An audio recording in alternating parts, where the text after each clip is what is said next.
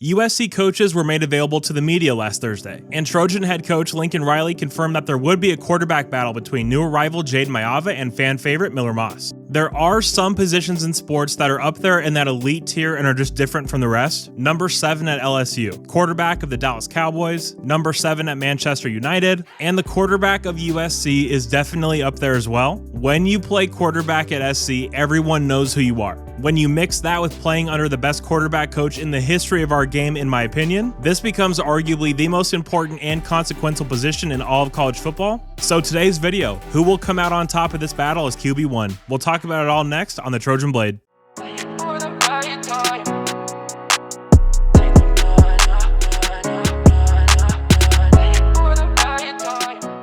What's up, guys? My name is Gabe and welcome into the Trojan Blade. Before we do get into it today, I would ask that you leave a like and subscribe to the channel if you haven't already. My goal is to get the channel to 10,000 subs by the start of the season, so hit that subscribe button and let's continue to grow this thing. Thank you all so much for tuning in today and let's get into it. Okay, so before we really dive into this, let me just say that I want Miller Moss to be our starting quarterback in 2024. He showed me enough in the Holiday Bowl. I think he's earned it. And it's not just because he's been a loyal Trojan. This guy can play. So right off the bat, that's where I stand with it. Now let's get into the nuts and bolts of this. So the quarterback room as it currently stands: Miller Moss, Jaden Mava, Jake Jensen. No more Caleb Williams, no more Malachi Nelson. This room will have an entirely new look and feel in 2024. And when we talk about the two guys at the top of this thing duking it out to be QB1, these are two completely different style quarterbacks here. You have Miller Moss, who's an accurate thrower of the football. He's willing to put the ball into tight windows, but not out of recklessness, but because of the precision he knows he can put on the football. He is in year 3 of this Lincoln Riley offense. He knows it inside and out. What we saw from this SC offense in that bowl game against Louisville was a coherent, smooth, and in-rhythm offense, something we hadn't seen at all the entire season. Everything just operated so seamlessly. But what I love about Miller Moss is that he knows how to play quarterback. He knows when a play is dead and when he just needs to get rid of the ball. He is willing to trust his guys, like we saw with Makai Lemon and Jacoby Lane. When you have wideouts as talented as ours, it's very important you give them the opportunity to make plays. And then you have the leadership side to this, and just seeing some of the clips SC has posted on Twitter of some of the offseason workouts, and the clip of Caleb celebrating the bowl win with Miller, I think those demonstrate that this leadership part is the most important aspect of all of this. This team loves Miller. They believe in Miller. Honestly, if you just watch the competition clips that SC's been posting on Twitter, and you see the way Miller's talking to his team,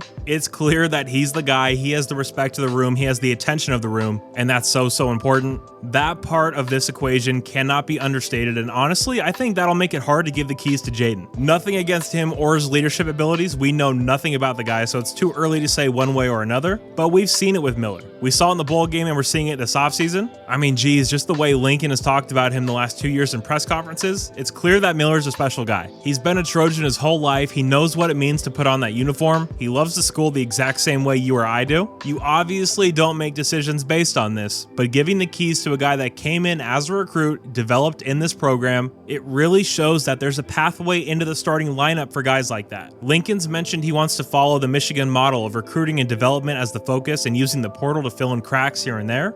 That is the only way to do it, in my opinion, if your goal is to win a championship. And starting here with your QB being a homegrown Southern California product that grew up a Trojan fan and didn't portal in is a great way to start implementing that culture. Again, you don't decide who's going to start based on that alone, but that definitely is a perk. Now, talking about Jaden Mava, he is a relative unknown. He played in all 14 games for UNLV last year. He was the conference freshman of the year, but overall, it was an up and down 2023 for Jaden. He really flashed some big play potential, but he also threw some of the worst picks you'll see, especially in that bowl game against Kansas. I mean, just truly unacceptable interceptions that 13 games deep into your freshman year, you'd really hope were out of your system. But that's the thing with Jaden and why Lincoln Riley getting his hands on him is so exciting. If he can work those out of him, what you have is a 6'4", 220-pound mobile playmaker. Jaden has shown an ability to scramble around and make plays when the pocket breaks down. Not on a Caleb Williams or Sam Darnold level, but it's still very impressive. With Jaden's game, there's still a ton to work on,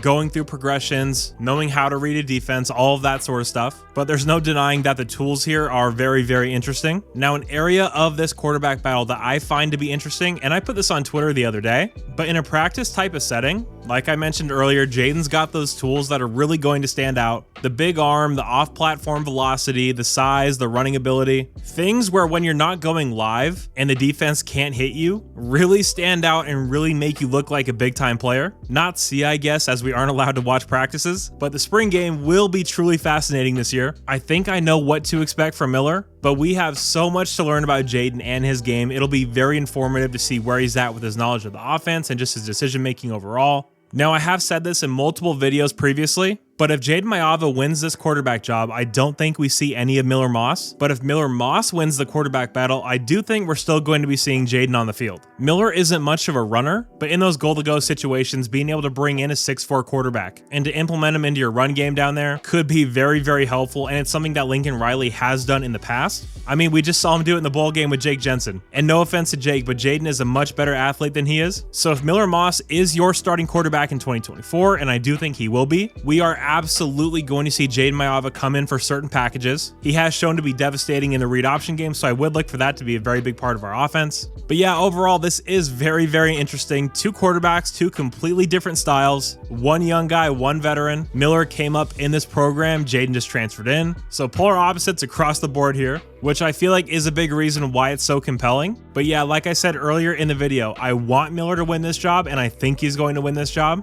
I feel like calling Jaden Mava a project quarterback is a little bit too far, but what I will say is that he's definitely closer to being a project than he is to being a finished product. So I do think Miller has to be the guy for 2024, and I do think he is more than capable of leading USC to their first ever college football playoff appearance. But guys, of course, I do want to hear from you down below. What do you think about both these guys, and who do you have winning it? Do you have Jaden? Do you have Miller? And make sure you tell me why. I'm fascinated to see where you guys stand with this. Quarterback battles are always such a big topic of conversation, and considering it's only February, we have a long way to go. But guys, if you did happen to enjoy this little conversational video, please do leave a like and subscribe to the channel if you haven't already. Also, make sure to check out my Patreon and channel memberships that I have linked down below. Those really help me do this full time. And as always, guys, thank you all so much for being here. You're all awesome. And as always, take care and fight on.